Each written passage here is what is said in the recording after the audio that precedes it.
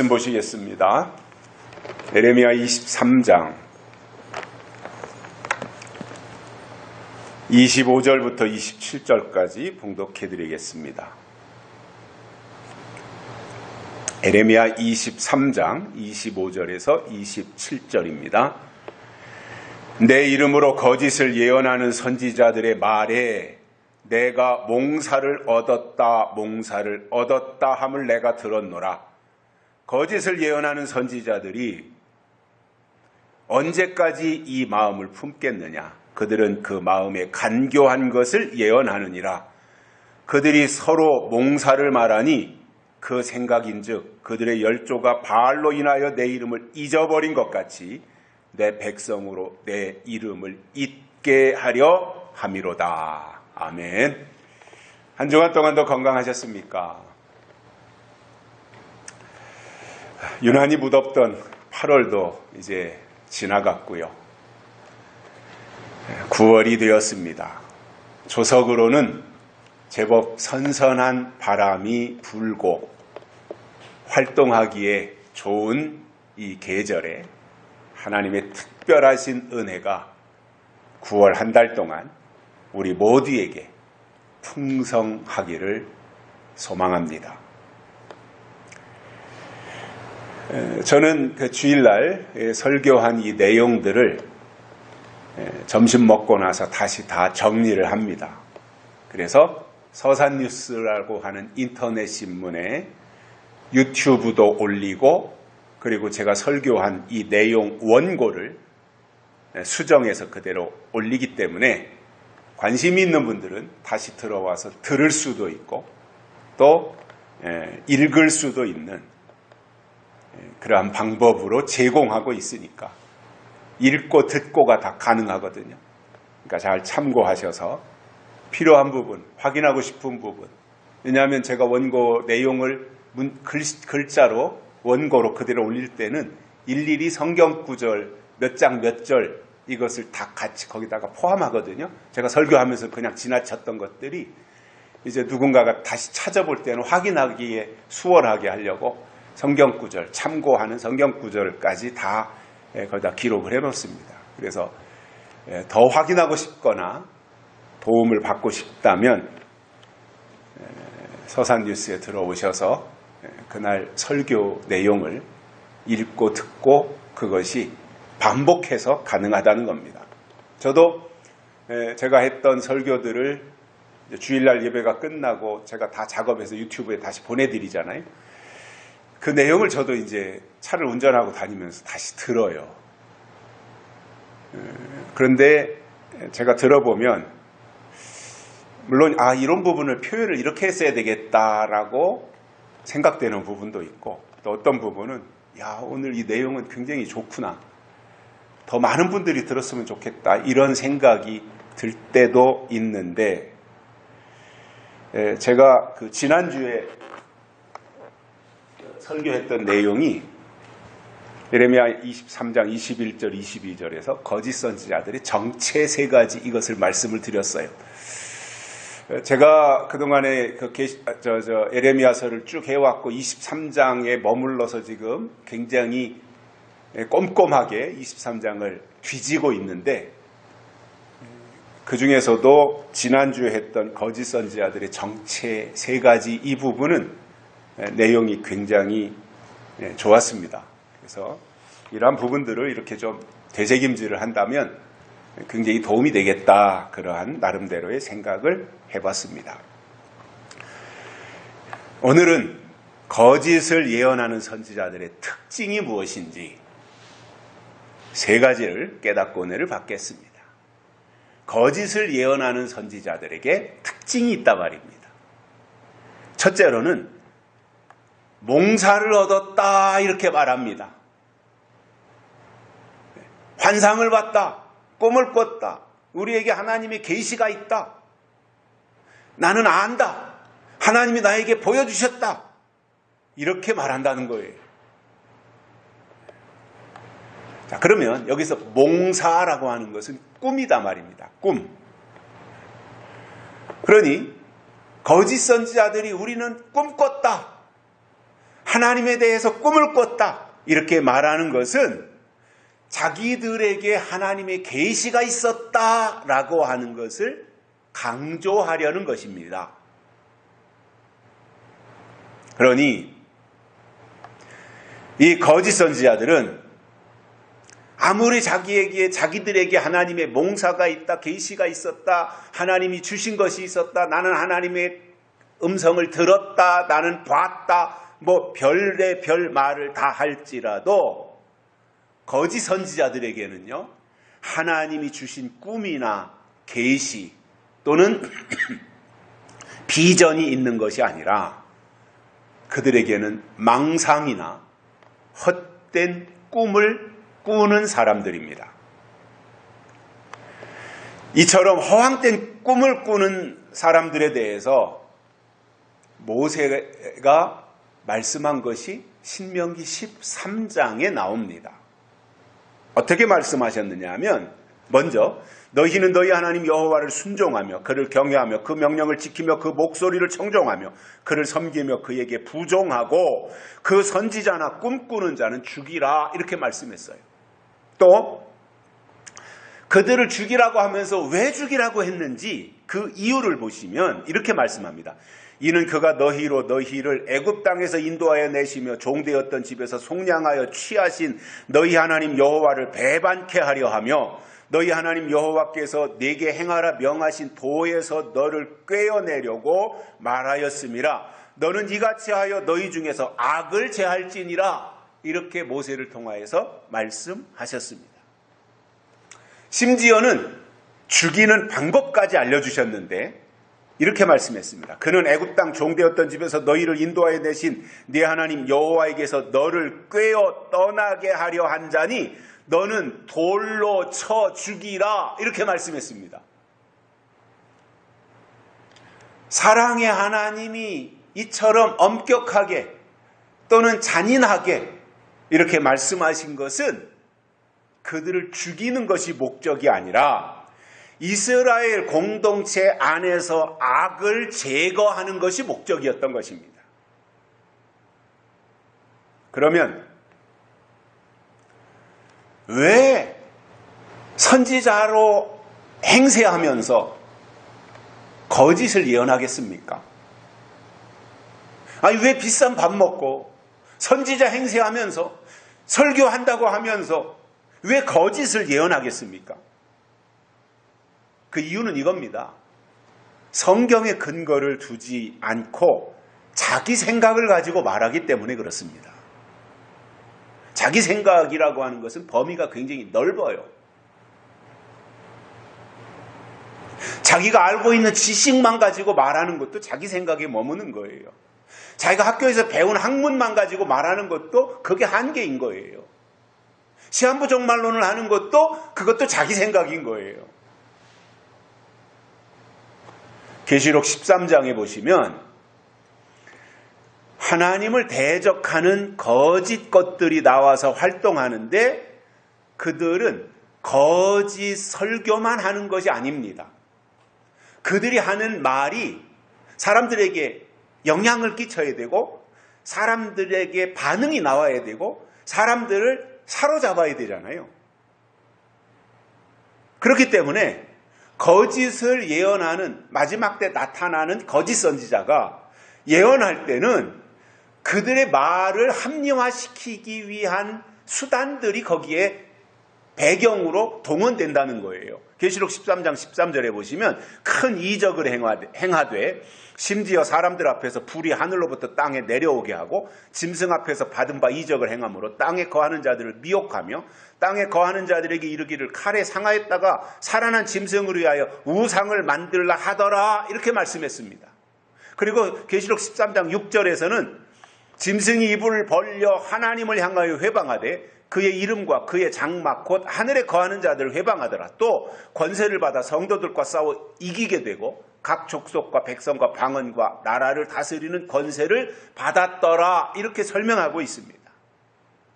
그래서 예수님이 이 땅에 재림하시기 전에 거짓 선지자가 나타나는데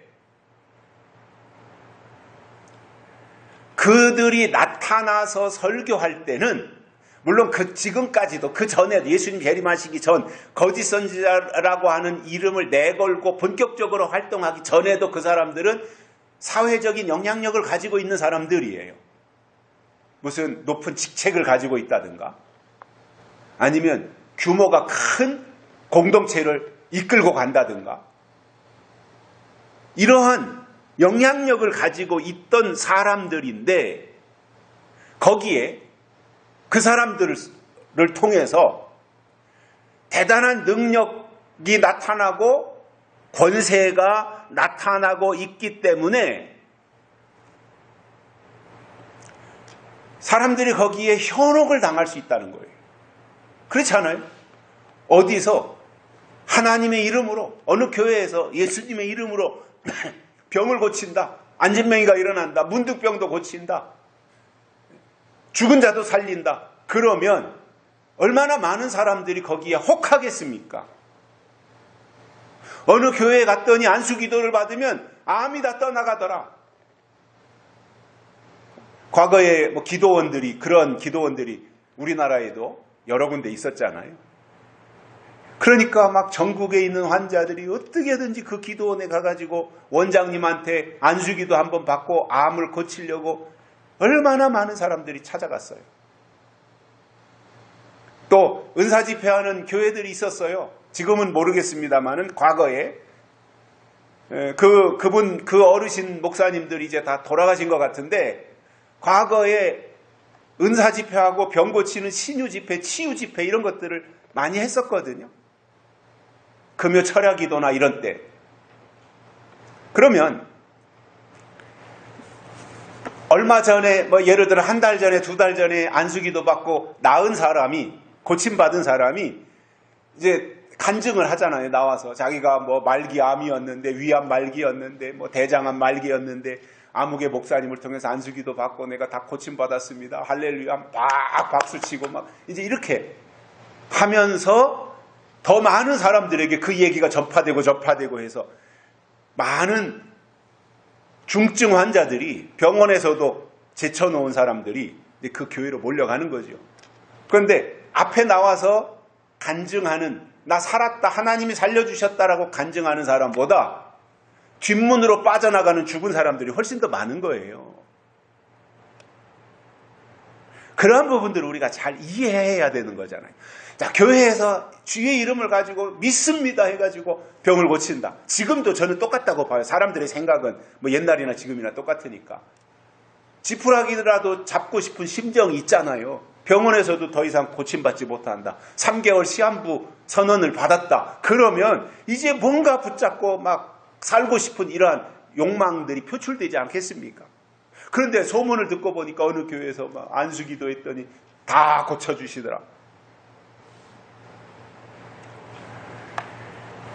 그러면 그러한 일들이 저 세상에서 나타나는 일이라면 교회는 별 영향을 받지 않아요. 세상에서 일어나는 일이라면. 문제는 마지막 때 거짓 선지자들의 활동 무대가 교회라는 데 있는 겁니다. 그들이 교회를 장악하는 겁니다. 그래서 교회를 장악해서 한 번에 다 포섭하는 도구가 뭐냐면 기사와 이적과 능력인 겁니다. 물론 저는 그렇게 생각합니다. 하나님은 능치 못하실 게 없어요. 하나님이 못하실 일이 뭐가 있어요? 죽은 자를 살리시는데 못하실 일이 뭐가 있어요? 십자가에 달려 돌아가신 예수님 3일 만에 부활하셨는데 나사로를 죽은 지 4일 만에 살려내셨는데 하나님이 못하실 일이 뭐가 있어요? 암을 못 고치시겠어요? 아니면 치매를 고치지 못하겠어요? 여러 가지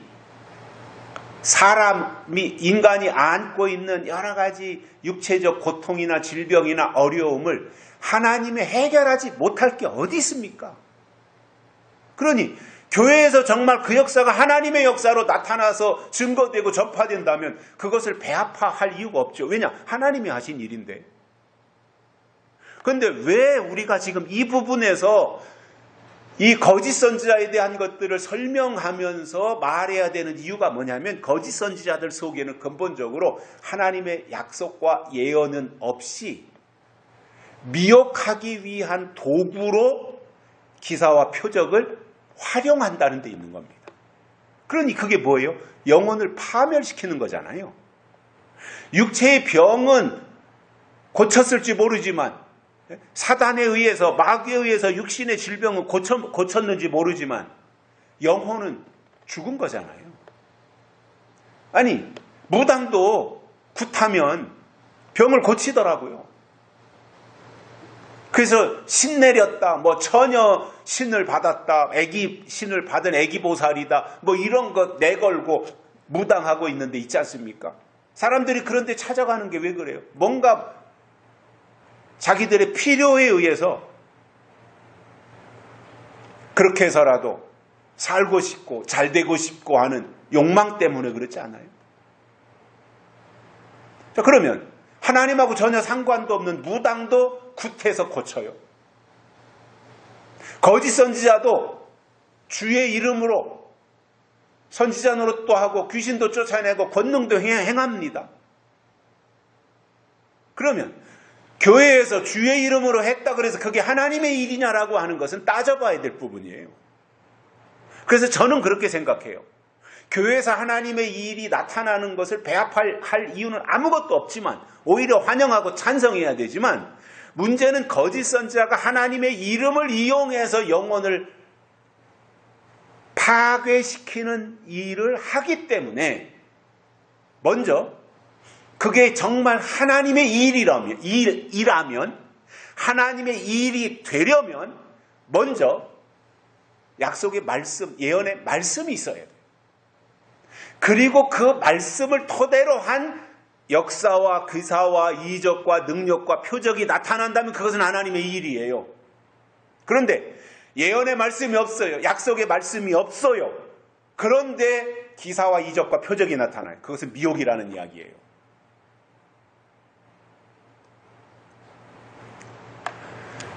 신명기의 말씀대로 보면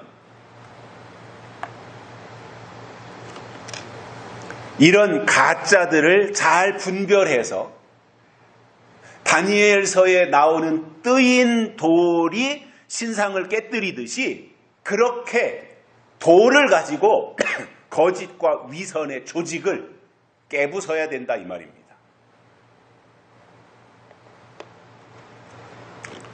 구약성경에 보면 꿈과 관련한 특별한 사람들이 나오는데 그 대표적인 사람이 요셉이고 다니엘입니다.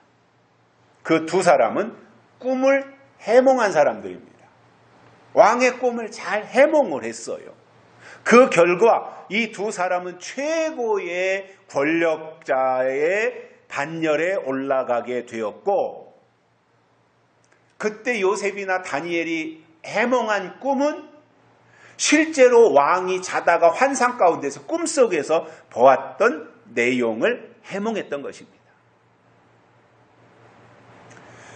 그 사람들이 요셉이든 다니엘이든 다른 거 잘한 거 없어요. 꿈 해몽 하나 잘한 거예요.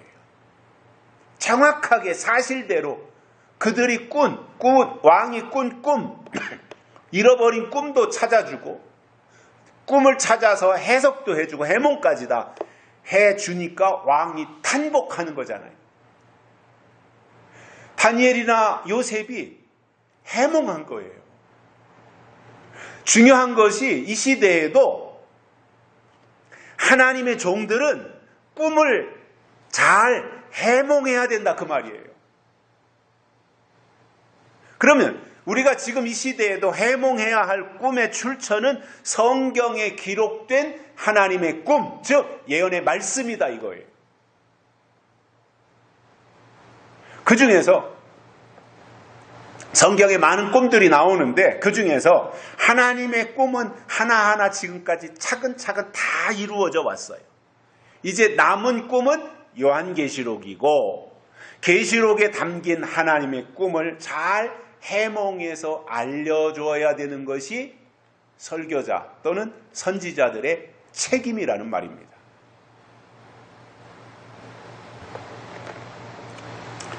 그래서 우리가 적극적으로 관심을 가져야 할 것은 성경을 통해서 하나님을 꿈꿔야 하고, 또 하나는 하나님이 우리에게 주신 꿈을 잘 해몽해서 우리의 신앙생활에 적용해야 된다는 말입니다.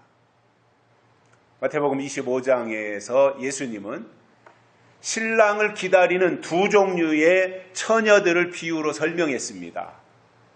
하나는 그릇에 기름을 준비하고 등불을 켜고 기다리는 슬기로운 다섯 처녀이고, 다른 하나는 그릇에 기름은 없는 채 등불만 켜고 있는 미련한 다섯 처녀였습니다.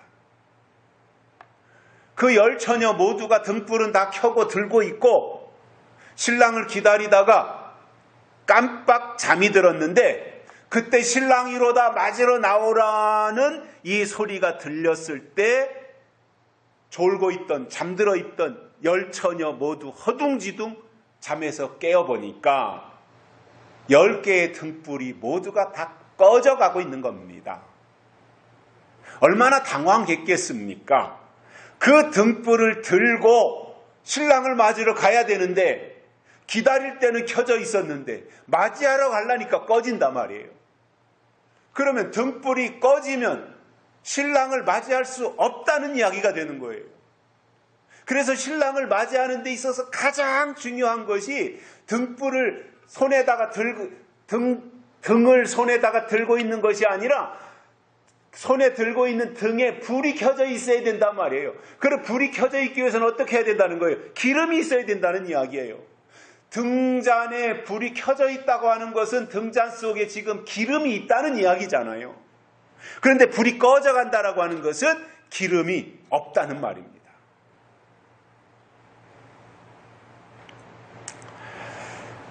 그러니 그 순간 얼마나 당황했을까요?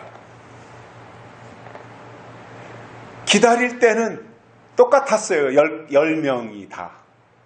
그러나 신랑이로다 맞으러 나오라고 하는 소리가 나는 순간 차이가 생겼는데, 그 차이가 뭐였어요?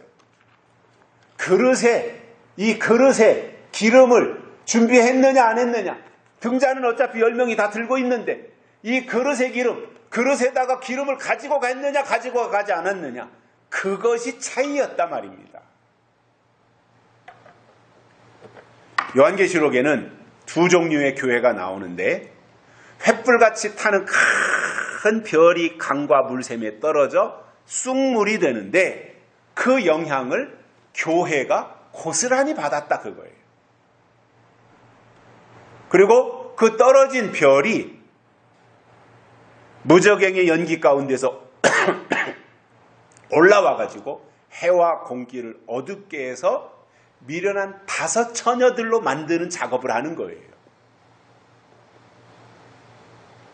그러나 해를 입은 여자를 통해서 철장권세 받은 아들이 태어나고 그 계통에서 하나님께 붙잡힌 7별과 같은 종이 나와서 어두워지는 시대에 빛을 밝히는 것이 하나님의 인치는 역사로 이어지는 겁니다. 결국 그릇에 기름을 준비해야 한다는 것은 예언이고 꿈이었는데, 그것을 준비하지 못한 자들은, 그릇에 기름이 없는 자들은 기다렸지만 맞이하지 못했다는 거예요. 여기서 우리가 알 수 있는 것이 있습니다. 기다리는 거 중요합니다. 기다리는 거 필요합니다. 기다려야 합니다. 그러나 기다린다고 다 맞이하는 것이 아니라는 사실입니다. 그릇에 기름이 있어야 신랑을 맞이하는 용도가 된다는 말입니다.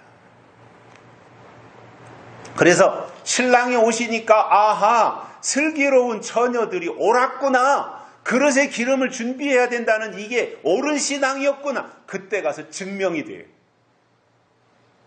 그래서 여러분, 중요한 것은 하나님의 꿈이고 예언의 말씀이며, 우리가 앞으로 하나님이 하실 일이 무엇인지를 마음에 품고 그 꿈이 이루어지기를 사모함으로 기다리면 하나님이 그러한 신앙을 기뻐하신다는 말입니다.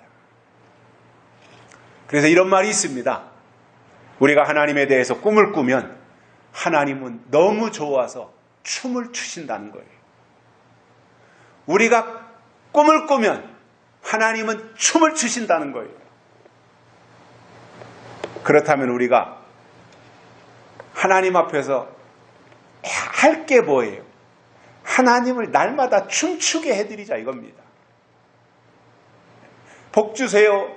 돈 주세요. 아파트 하나 주세요. 땅 좀 주세요. 이게 아니라 그거는 부수적인 거고, 정말 우리가 할 것은 마지막 때 나타날 하나님의 꿈이 무엇인지 알고 그 하나님의 꿈을 꾸면 하나님은 너무 좋아서 야 여기서 꿈을 꾸는구나, 아무개가 꿈을 꾸는구나, 야 신난다 하면서 하나님이 춤을 추신다는 거예요.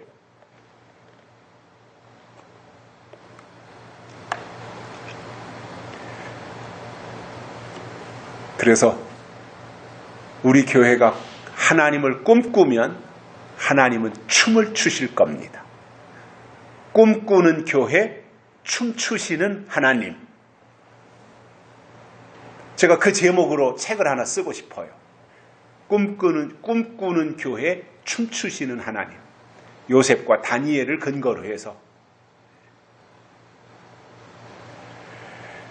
그래서 우리 교회가 열심히 성경 속에서 하나님이 주신 꿈을 꾸고 특별히 요한계시록에서 하나님을 꿈꾸면 하나님은 너무너무 좋아서 덩실덩실 춤을 추신다는 겁니다.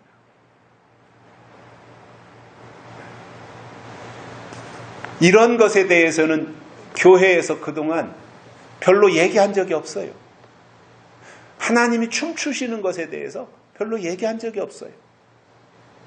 하나님한테 하나님 이거 해주세요, 저거 해주세요, 이것 주세요, 저것 주세요, 도와주세요, 축복해 주세요, 이렇게 요구만 했지 하나님을 기쁘시게 해드린다든가 하나님을 춤추시게 하는 이 부분은 교회들이 거의 하지 않았던 겁니다. 사도 요한이 반모섬에 있을 때 하나님이 마지막 때 하실 일을 이리로 올라오라, 사도 요한의 영을 하나님이 계신 보좌 위로 끌어올려 가지고 차원을 높이신 거예요. 그리고 거기서 보고 들은 것을 기록한 것이 계시록이에요. 이리로 올라오라고 해서 높은 차원으로 영적 높이가 올라가서 보고 들은 것을 그대로 기록해서 남긴 것이 요한계시록이에요. 그렇다면 지금 이 시대에도 신앙생활을 하는 분들이 또는 설교하는 분들의 영성이 높이 올라가서 반모섬의 사도 요한 수준이 되어야 요한계시록을 깨닫고 이해할 수 있게 된단 말입니다. 그냥 맨날 읽어보세요. 맨정신, 그냥 말똥말똥한 이 생각 가지고 아무리 계시록을 펴놓고 1장부터 22장까지 읽고 또 읽고 또 읽고 그 내용 파악이 됩니까? 이게 도대체 무슨 얘기인지, 상징으로 되어 있는 계시록을 어떻게 맨정신으로 이해를 해요? 성령의 감동이 있어야 되는데. 그 전에 말씀드렸잖아요. 저도 고등학교 1학년 17살 때 여름방학에 아버지가 대산에서 계시록을 중심으로 해서 집회를 하셨어요. 그때 저도 그 집회에 참석해서 아마 아버지가 하시는 설교, 이제 17살이니까 뭐 중학생까지 그렇다 치더라도 고등학생이 되었고 머리가 좀 컸고, 아버지가 하시는 설교에서 처음으로 제가 방향이 뭔지 감을 잡고 은혜를 받았다라고 하는 이제 계기가 그때였거든요. 그래서 그때 뭔가 이렇게 이제 각성을 해가지고, 그리고 집회 끝나고 계시록을 읽어야 되겠다 해가지고 읽기 시작했어요. 1장부터 22장까지 읽고 또 읽고 또 읽고. 그때 한 100독은 했는데 내용이 뭐가 있어요? 무슨 내용인지 연결이 안 되잖아요. 그냥 문장은 연결이 되는데 뭐 7머리가 나오고 10뿔이 등장을 하고 뭐 황충이가 어떻고 마병대가 어떻고 이런 용어는 기억이 나는데 그것이 하나님이 하실 일로서 예언의 말씀으로 연결은 안 되지 않습니까?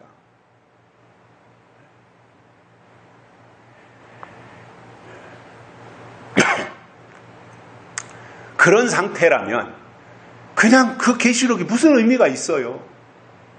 그냥 말똥말똥하게 문자적으로 계시록을 안다면 그게 무슨 의미가 있습니까? 영적으로 하나님이 하실 일로서 나에게 다가오고 사도 요한이 밤모섬에서 보고 들은 것을 기록한 그 내용을 나도 영적 높이가 올라가서 높은 차원에서 계시록이 깨달아져야 아 이게 이 말씀이구나, 아 황충이가 이거구나, 마병대가 이거구나, 인을 친다는 것이 이거구나, 이러한 것들에 대해서 깨달아지고 이해가 되는 것이다 말이죠.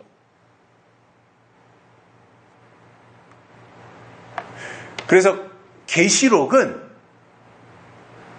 마지막 때 하나님이 어떻게 일하실 것인지를 상세하게 기록해 놓은 하나님의 꿈이고 비전이며 약속이고 예언인 것입니다. 그 성경 속에서 하나님의 뜻을 깨달아 그 일이 이루어지기를 바라며 꿈을 꾸면 하나님이 너무너무 기뻐하신다고 했으니 우리가 이 땅에서 신앙생활하면서 그 일을 하지 않을 이유가 없단 말이죠. 이왕이면 하나님을 꿈꾸며 살자 이겁니다. 하나님이 하실 일을 생각하며 살자 이겁니다. 그러면 하나님이 기뻐하시고 그러면 하나님이 춤을 추신다는데요. 그것을 안 할 이유가 없잖아요. 시간을 더 투자해야 되는 것도 아니고 돈이 거기에 몇 배로 더 들어가는 것도 아니고 똑같이 우리가 예배드리고 말씀 듣고 들은 말씀을 묵상하면서 아 하나님이 하실 일이 이거구나 우리의 생각 속에서 그것을 자꾸자꾸 키워가고 발전시켜가는 그것이 하나님을 꿈꾸는 거다 말이죠.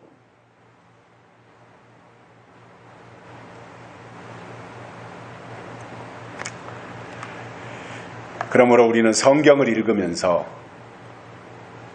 하나님을 계속해서 꿈꾸는 것이고 설교를 들으면서도 하나님을 꿈꾸는 것이며 몰랐던 부분들에 대해서 설교를 들으면 쫙 이렇게 터치가 되어져서 아 이거였구나 하는 것이 깨달아지면 그것이 하나님을 꿈꾸는 것인데 이 꿈이라고 하는 것은 밤에 잠을 자다가 꾸는 그런 꿈이 아니라 성경을 통해서 하나님의 이상, 하나님이 하실 일이 무엇인지를 보는 거예요. 오래전 일입니다만은 교회에서 그런 일들이 좀 있었어요. 누가 뭐 자다가 꿈을 꿨다. 뭐 누가 이제 아마 설교를 그런 식으로 했나 봐요. 그러니까 뭐 꿈을 꿨다 그러니까 그게 경쟁이 되는 거예요. 교회 안에서. 누가 꿈꿨대. 누가 꿈꿨더니 내용이 이런 거였대. 그러니까 그게 또 그냥 막 서로 막 경쟁이 붙어가지고 아이고 아무개는 꿈꿨는데 나도 꿔야지. 이게 수준이 얼마나 낮은 겁니까? 성경이 말하는 꿈은 자다가 꿈꾸는 뭐 그래서 꿈이 무슨 계시가 되는 것처럼 이렇게 생각하는데 저는 그렇게 생각을 해요. 그 사람에게 준 꿈은 그 사람에게 필요한 자다가 꾸는 꿈을 말하는 거예요. 그 사람에게 어떤 밤에 자던 꿈에 그 꿈이 좀 특별한 것이었다라고 할 때 그게 교회적인 것이나 일반적인 것이 아니라 그 사람 개인적인 거잖아요. 주관적인 거잖아요. 그 사람 개인에게 필요한 거예요. 그 꿈은. 그런데 그것이 마치 신령한 계시인 것처럼 떠벌린다면 그것은 엄청난 착각인 거지요. 근데 또 그렇게 하면 그것이 교회 안에서 막 경쟁이 붙어가지고요. 나도 꿈꿨다. 너만 꿨냐? 나도 꿨다. 내 꿈이 더 신령한 꿈이고 내 꿈이 맞아. 이렇게 한다면 유치한 거잖아요. 너무나 유치한 경쟁을 하고 있는 거잖아요. 초등학교 아니면 유치원 다니는 아이들이 먹을 거 앞에다 놓고 서로 자기가 먹겠다고 싸우듯이 그 정도밖에 수준이 안 되는 거예요. 그런데 무슨 뭐 내가 입 맞았니, 네가 입 맞았니 이렇게 하나님 앞에 인을 맞는다고 하는 인격과 신앙이 인격과 신앙에 있어서 최고의 수준에 도달한 그 상태를 말하는 것인데, 유치한 일을 하면서 인 맞았다고 말하면 이게 얼마나 딱한 일입니까?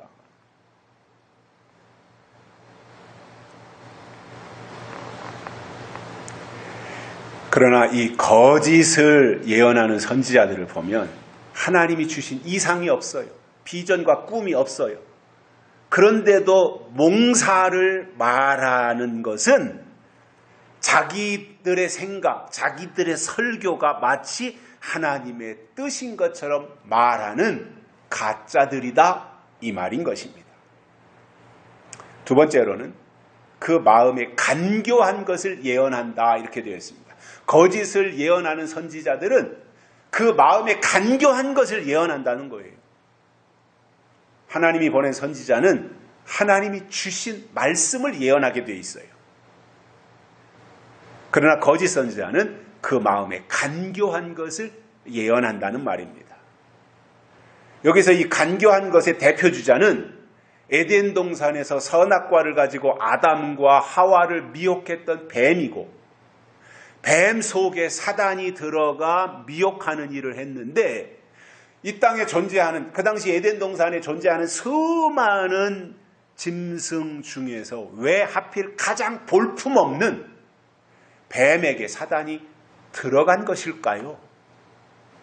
좀 예쁘게 생긴 동물들도 있지 않겠어요? 뭐 새끼 사슴이라든가 아니면 코알라라든가 뭐 이러한, 그래도 좀 귀염성이라도 있는, 이렇게 접근하기 쉬운 이러한 짐승들도 있는데 왜 하필이면 볼품없는 뱀에게 들어가서 그렇게 역사를 했을까요? 창세기 3장 1절에 보면 여호와 하나님이 지으신 들짐승 중에 뱀이 가장 간교하더라, 이렇게 말씀했어요. 그래서 사단이 간교한 뱀의 약점을 파악하고 뱀 속에 들어가서 뱀을 이용한 것입니다. 사람도 마찬가지예요. 저도 수많은 사람들을 만나고 접촉도 하고 교제도 하고 알고 지내기도 하고 스쳐 지나가기도 하고 하는데, 사람도 마찬가지예요. 생각이 곧고 마음이 충직한 사람보다는 간사한 사람, 마음에 중심이 없고 향방이 없어서 이랬다 저랬다 하는 그러한 사람, 또는 간사하고 교활한 사람을 사단이 좋아해요. 이용 가치가 있거든요, 그런 사람들은. 한 가지 하나님의 말씀이라고 하는 것을 붙잡으면 요동치도 않고 누가 뭐라 그래도 들은 채도 하지 아니하고 자기가 붙잡은 그 약속의 말씀 하나만 거머쥐고 표대를 향하여 나아가는 사람은 아무리 옆에서 찔러대도 흔들리지 않으니까 미혹할 이유가 없어요, 그런 사람들은. 그런데 교활한 사람, 간교한 사람, 이러한 사람들은 사탄이가 들어가서 이용할 가치가 있어요. 그래서 성경이 말씀하는 사단은 교활하고 간교하며 수단 방법 가리지 않고 하나님의 일을 방해하고 하나님의 일이 이루어지지 않도록 하는 세력이에요. 그래서 하나님의 일을 방해하는 목적으로 사용하는 것이 간사이고 교활이고 간교한 것이고 이러한 거예요.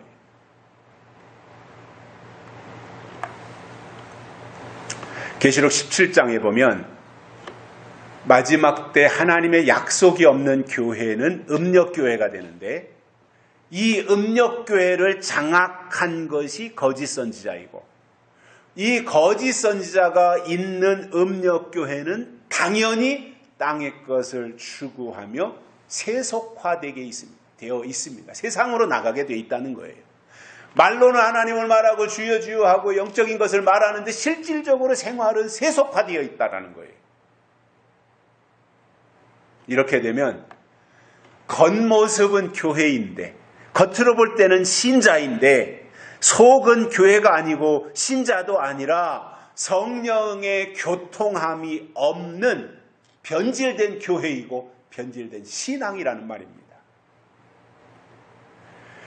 그런 의미에서 마지막 때를 살아가는 신앙인들이 조심할 것이 있는데, 하나는 마귀의 참소이고 다른 하나는 간교한 사람입니다.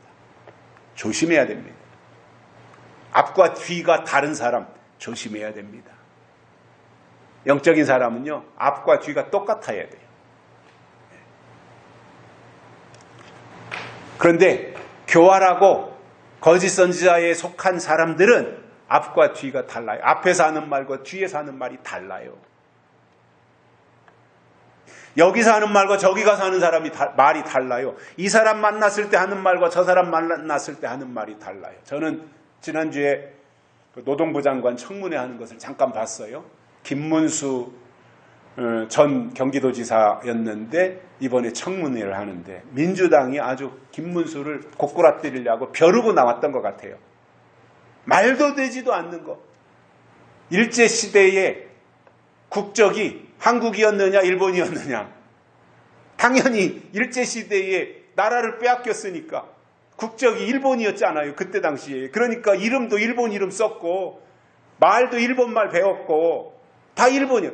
우리의 혈통은 여전히 조선인이지만 그 당시의 국적은 일본이었다. 저는 그게 맞다고 봐요. 그러니까 그때 손기정이라고 하는 마라톤 선수가 올림픽 대회에 나갈 때 한국 사람인데 일본 국기를 앞에다가 달고 나가서 일본인으로 뛴 거잖아요. 아니, 나라가 없으니까 나라를 되찾기 위해서 독립운동을 했던 거지. 나라가 있었다면 독립운동을 왜 하는 거예요? 김문수 후보자가 그렇게 다 얘기를 했어요. 그런데 민주당 사람들이 발광을 하는 거예요. 왜냐하면 그 사람들은 1919년부터 대한민국이 건국됐다 이렇게 생각하는 사람들이에요.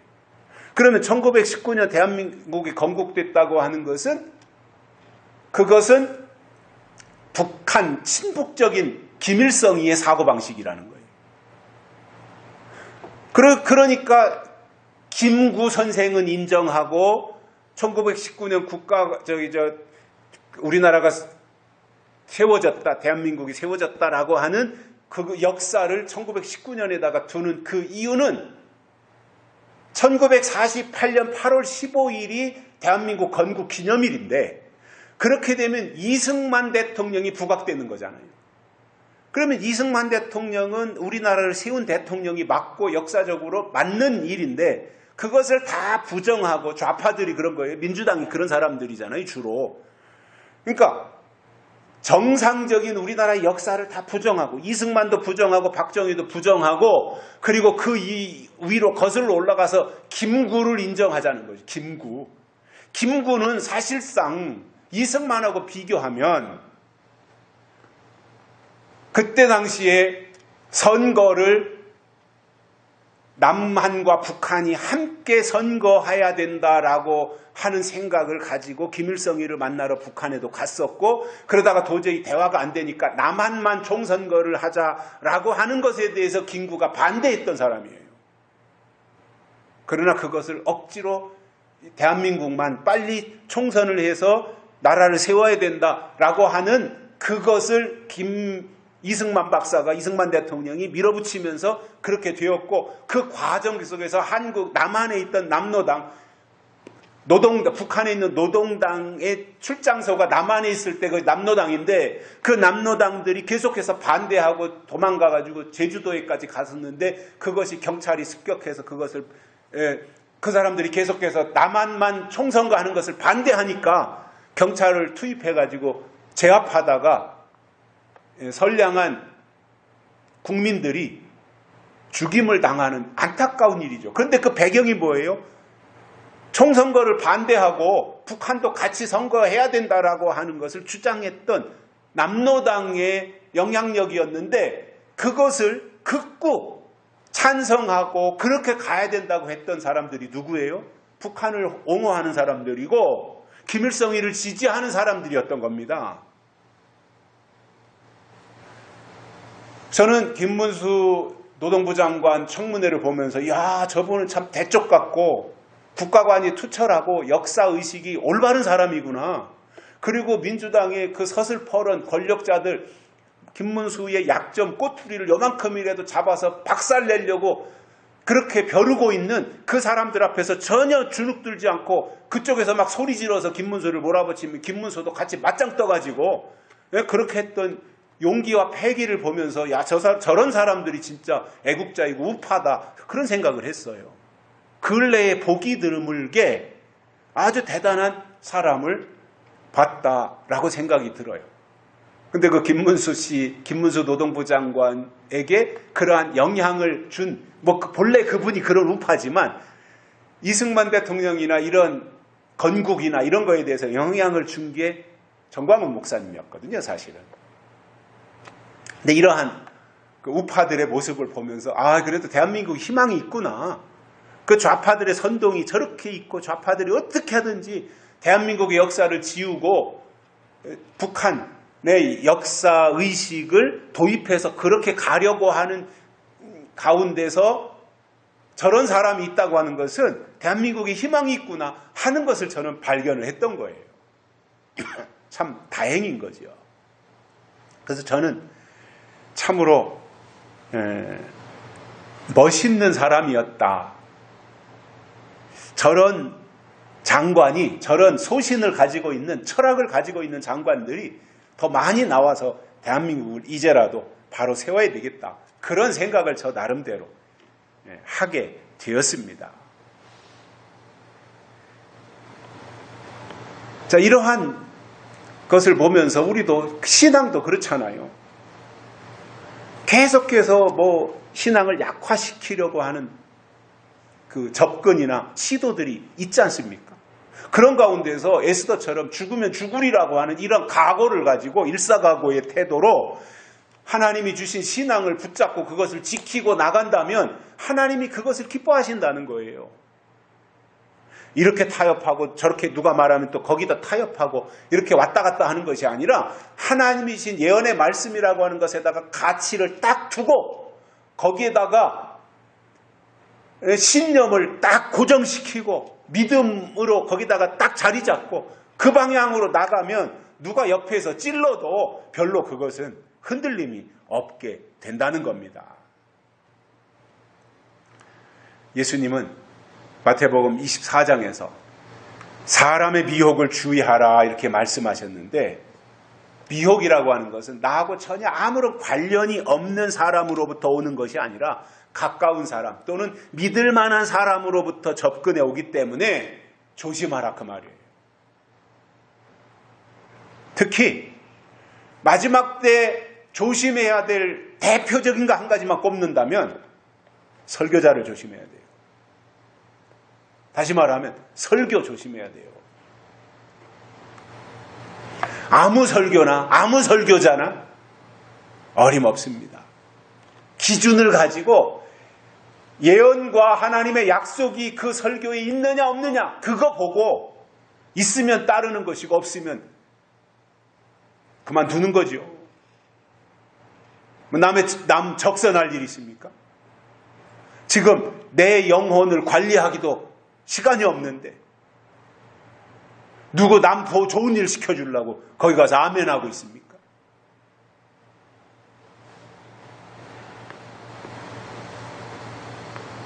우리가 하나님 중심, 약속 중심의 신앙생활을 하고 있지만 그러나 우리가 나가서 사회생활을 하다 보면 신앙인들만 만나는 것은 아니잖아요. 다양한 사람들을 만나게 되잖아요. 어떤 때는 불교 다니는 사람도, 불교인도, 불자도 만날 수 있고, 어떤 때는 천주교인도 만날 수 있고, 어떤 때는 무교인 사람도 만날 수 있고. 지난주 금요일이었던 것 같은데, 어떤 분하고 만나서 차 마시면서 얘기하는데, 그러더라고요.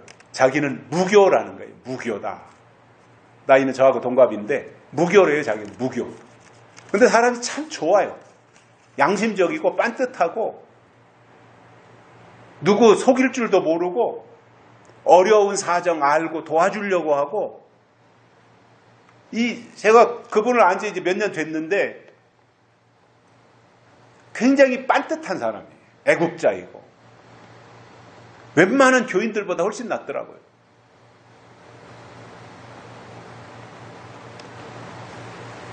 근데 그분이 얘기하는 가운데서 떳떳하게 얘기하더라고. 자기는 무교다.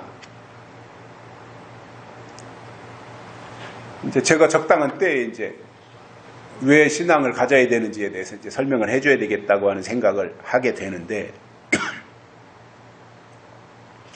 그런 사람도 만날 수 있어요. 무당도 만날 수 있고, 신부도 만날 수 있고, 중도 만날 수 있고, 목사도 만날 수 있고, 다양한 사람들을 우리가 살아가면서 만날 수 있어요. 같이 얘기도 할 수 있어요. 밥도 같이 먹을 수 있어요. 그런 것은 문제가 되지 않아요.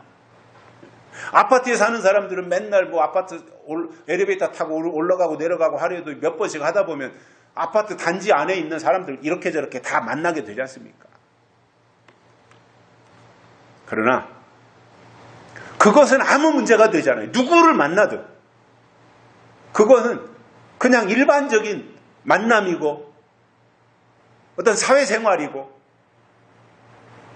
인근 주민들과의 만남인 것이고 그것은 아무 문제가 되지 않아요. 그러나 신앙인으로서 설교하는 사람, 설교자를 신앙적으로 만날 때, 신앙이라고 하는 것을 전제해서 주일날 설교를 통해서 만나든 어떤 모양으로든지 신앙과 관련되어져서 만날 때는 기준이 있어야 되는 거예요. 그때 가지고 있어야 될, 우리가 가져야 될 기준 중에는 이런 겁니다. 그 사람이 성품이 곧고 충실한 사람이냐? 그런 사람은 누구한테 피해를 주거나 이렇게 이용하지 않아요. 곧고 충직한 사람, 그런 사람이냐? 혹은 하나님이 하실 일을 약속으로 증거하는 사람이냐? 이러한 부분들을 찔러보고 점검해야 된다는 말이에요.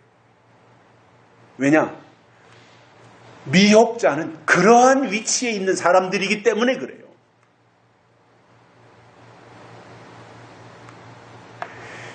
요한계시록 20장에는 중요한 두 가지 내용을 기록하고 있습니다.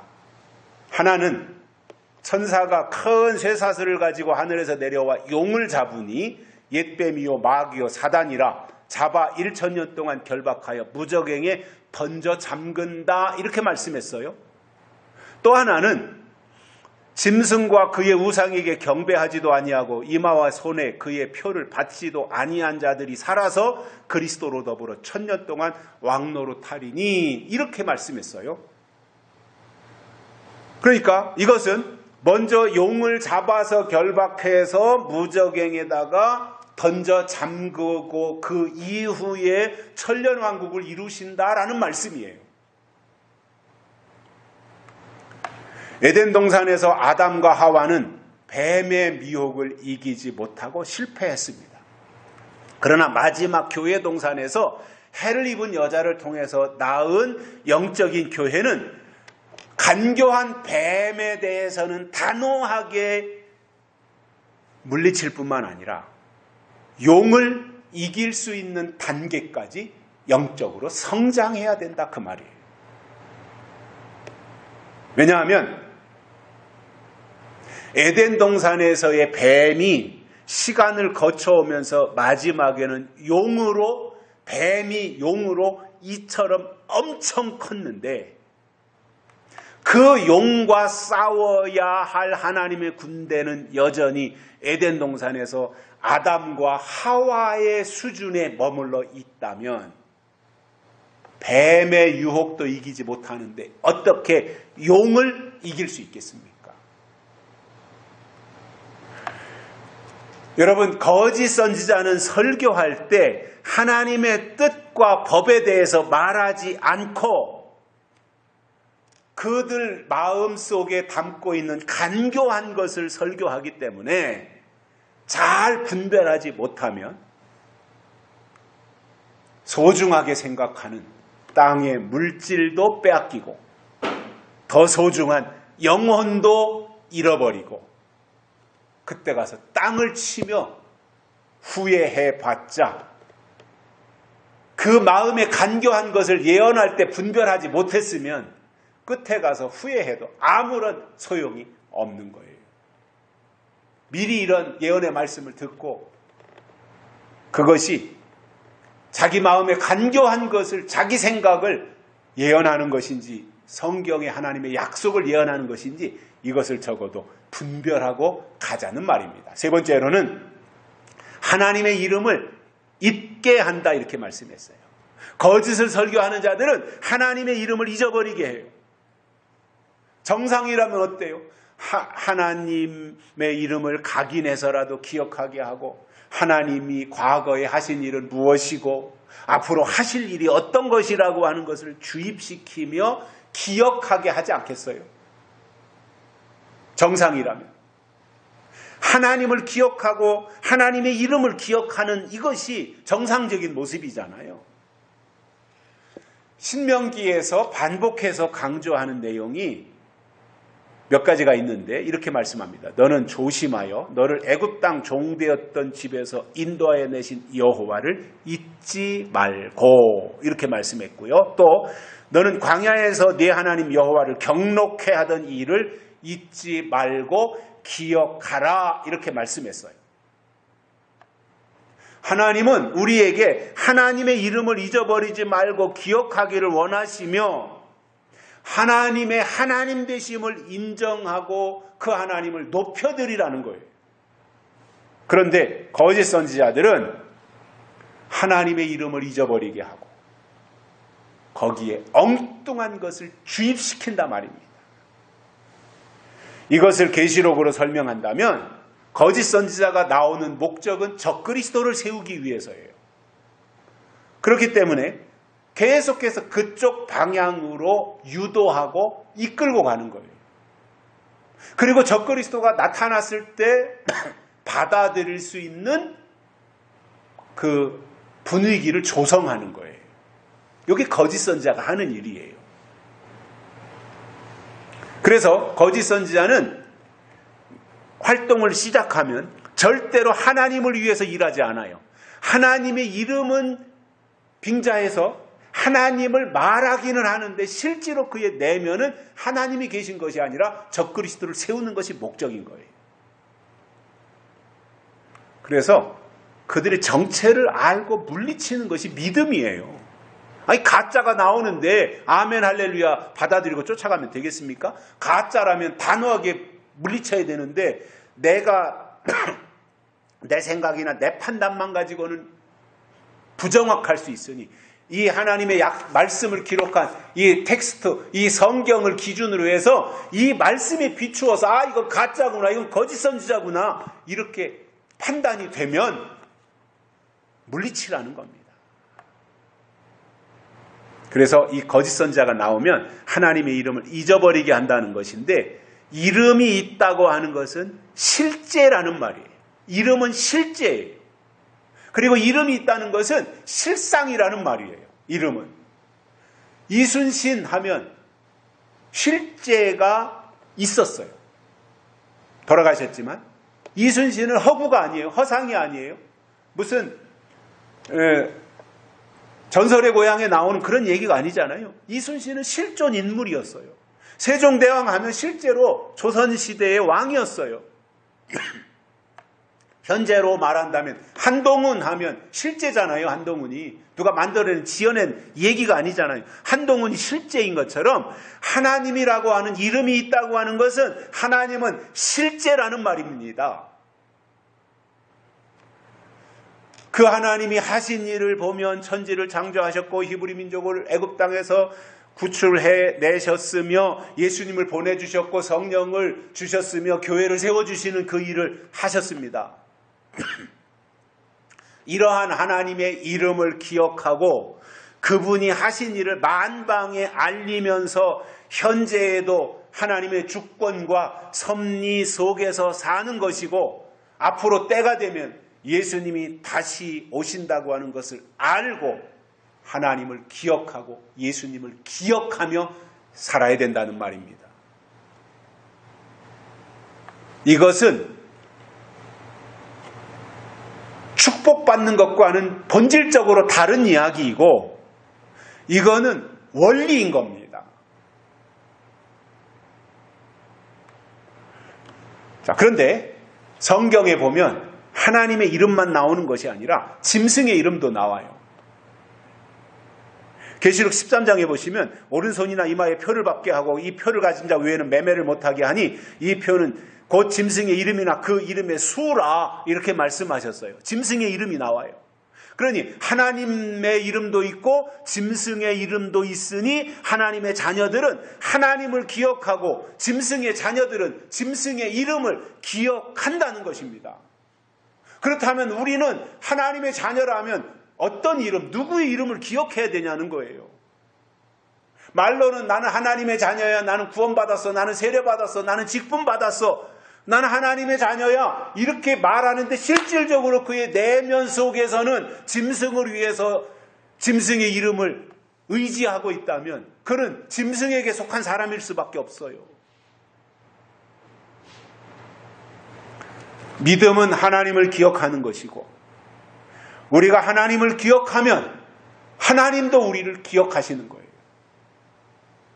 그래서 하나님을 믿는다면 하나님이 기억하시도록 믿어야 되는데 누구를 기억하시겠습니까? 때를 따라 주시는 약속의 말씀을 양식으로 나누어 주는 종, 또 그 양식을 받아 먹는 종을 하나님이 기억하시는 거예요.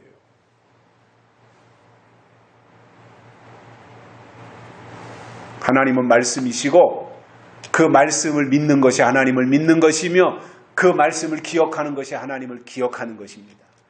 이렇게 되면 우리의 이름을 생명책에 농명하시는 것이고 그게 사실은 최고잖아요. 최고. 우리가 하나님을 기억하면 하나님의 이름을 기억하면 하나님도 우리의 이름을 기억하셔서 마지막 계시록에 나오는 생명책에 우리의 이름을 농명해 주시는 것, 이것이 최고 아니겠어요? 결론으로 오늘 우리에게 주신 말씀을 통해서 거짓을 예언하는 선지자들이 어떤 사람들일지를 잘 분석하고 분별해서 우리 주변에는 얼씬도 못하도록 철저하게 배척하고 하나님의 사람으로 우뚝 서시기를 주의 이름으로 축복합니다. 살아계신 하나님 감사합니다. 오늘 또 우리를 불러주시고 하나님의 말씀을 듣게 해주셔서 감사를 드립니다. 오늘 주신 이 말씀 우리의 마음판에 새기고 거짓을 예언하는 선지자들의 특징이 무엇인지를 우리가 잘 분석하고 분별해서 그들에게 영향받거나 미혹당하지 아니하고 끝까지 하나님이 우리에게 주신 약속과 예언의 말씀 중심으로 우리의 믿음을 이어가는 저희들 되게 해 주옵소서. 다시 오실 예수님의 이름으로 간절히 기도드리옵나이다. 아멘. 찬송가 495장 부르시면서 하나님께 헌금 드리시겠습니다.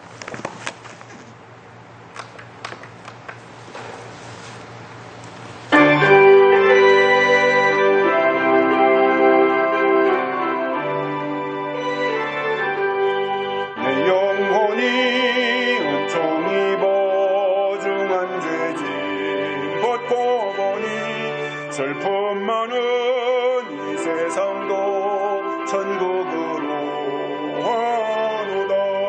할렐루야 찬양하세 내 모든 재산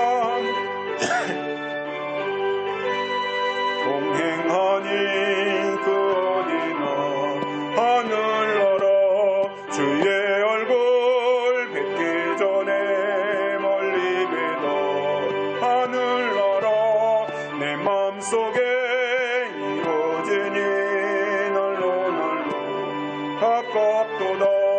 할렐루야 찬양하세 내 모든 죄